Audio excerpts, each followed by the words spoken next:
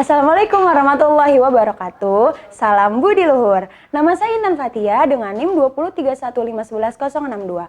Tujuan saya kali ini untuk memenuhi nilai ujian tengah semester dengan mata kuliah Manajemen Strategi. Dosen mengampu saya yaitu Bapak Dr. Muhammad Mabrur Taufik. Kali ini saya akan membahas dua bab. Yang pertama saya akan membahas bab 1 yaitu pengantar ilmu strategi dalam perspektif ekonomi.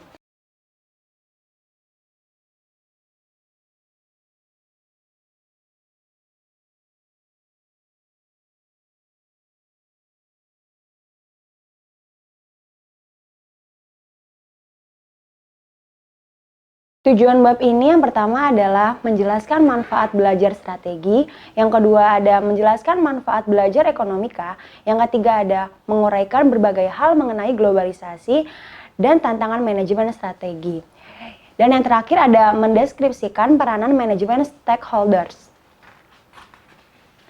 Lalu ada alasan mengapa mempelajari strategi. Yang pertama adalah strategi berkaitan dengan keputusan besar yang dihadapi organisasi dalam melakukan bisnis dan berkaitan dengan perilaku yang konsisten. Yang kedua ada strategi sangat penting untuk menentukan kesuksesan. Sehingga inilah yang menjadi alasan mengapa mempelajari strategi menjadi amat bermanfaat dan menjanjikan. Lalu saya akan menjelaskan kembali manfaat mempelajari manajemen strategi. Yang pertama ada meningkatkan kemampuan perusahaan dalam mencegah masalah. Lalu yang kedua ada supaya berbagai masalah yang ditarik dapat mendapatkan jalan yang terbaik. Lalu ada melibatkan karyawan dalam formulasi strategi yang pada akhirnya dapat meningkatkan motivasi mereka. Yang terakhir, agar adanya penolakan atas perubahan supaya dapat dikurangi. Lalu saya akan menjelaskan manfaat mempelajari ekonomika. Dalam menganalisis pengambilan keputusan, baik yang dilakukan perorangan maupun organisasi, analisis ekonomika dapat digunakan untuk mengetahui elemen kunci dari proses yang dijalaninya. Lalu hal-hal yang harus diidentifikasi oleh model ekonomika yaitu pembuat keputusan, tujuan, pilihan, serta hubungan antara pilihan dan hasil. Di sini saya akan menjelaskan ada dua faktor penyebab globalisasi. Yang pertama, adanya dorongan investasi yang dimulai dari Marshall Plan, lalu ada GATT atau General Agreement on Tariffs and Trade, yaitu merupakan penarik utama di sisi permintaan atau demand pull. Globalisasi yaitu kecenderungan yang mendukung globalisasi. Yang pertama ada aliran dana dan modal semakin mudah menembus batas negara. Yang kedua, investor asing semakin giat membeli dan menjual aset finansial dan real. Yang ketiga ada institusi keuangan asing semakin gencar menembus pusat keuangan dunia dan regional. Lalu ada banyak perusahaan yang mencatatkan dan menawarkan sahamnya di pasar modal internasional. Lalu saya akan menjelaskan dua dimensi globalisasi. Yang pertama ada terjadinya pergeseran kekuatan ekonomi global yang memunculkan 3 mega markets di ekonomi dunia, yaitu Amerika Utara, Asia Timur, dan Tenggara. Lalu ada globalisasi investasi yang mendorong tumbuh dan menyebarnya perusahaan transnasional. Selanjutnya, saya akan menjelaskan manajemen stakeholders. Dua cara melihat peranan manajemen. Yang pertama adalah untuk melihat stakeholders berebut untuk mendapatkan perhatian dan sumber daya organisasi.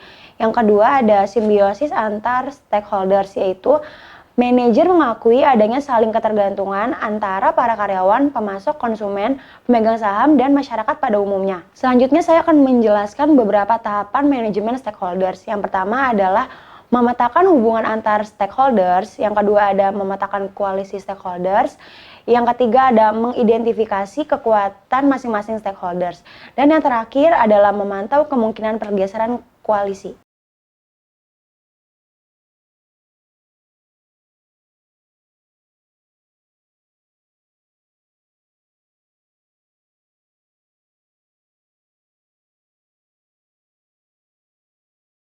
Selanjutnya saya akan menjelaskan bab 2 yang berisi materi strategi dalam proses manajemen strategik. Tujuan bab ini yang pertama adalah menjelaskan beberapa konsep dasar dalam manajemen strategi dan menguraikan proses manajemen strategi. Beberapa konsep dasar dalam manajemen strategi yang pertama adalah strategi kompetitif, yang kedua ada sustain competitive advantage, dan yang ketiga adalah above average resource. Proses manajemen strategi dibagi menjadi 4 tahapan. Yang pertama ada analisis lingkungan, yang kedua formulasi strategi, yang ketiga implementasi strategi, dan yang terakhir evaluasi strategi. Selanjutnya saya akan menjelaskan keunggulan kompetitif.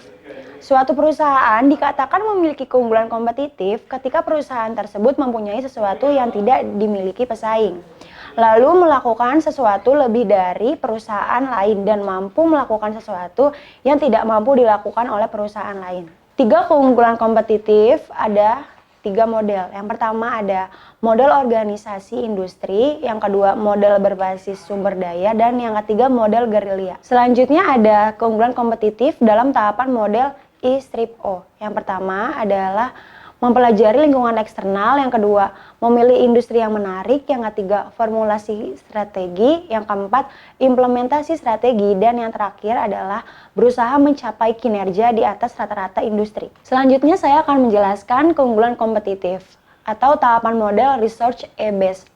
Yang pertama ada mengidentifikasi sumber daya perusahaan, yang kedua menentukan kapabilitas perusahaan, yang ketiga adalah lokasi suatu industri dengan peluang yang dapat dieksploitasi.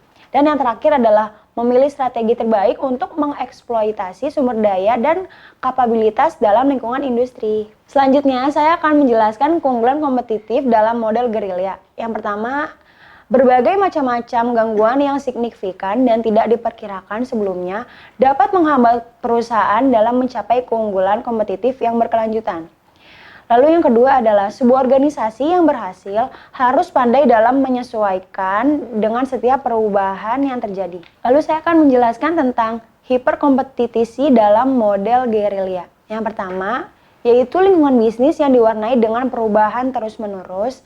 Dan yang kedua adalah untuk memenangkan persaingan dalam lingkungan yang hiperkompetitif. Diperlukan visi terhadap perubahan dan gangguan kapabilitas dan taktik.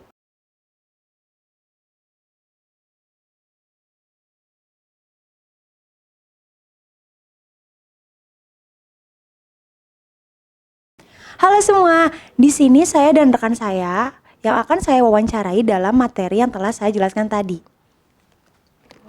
Hai, perkenalkan nama saya Sania, saya dari PT Intitek Presisi Integrasi sebagai Digital Marketing.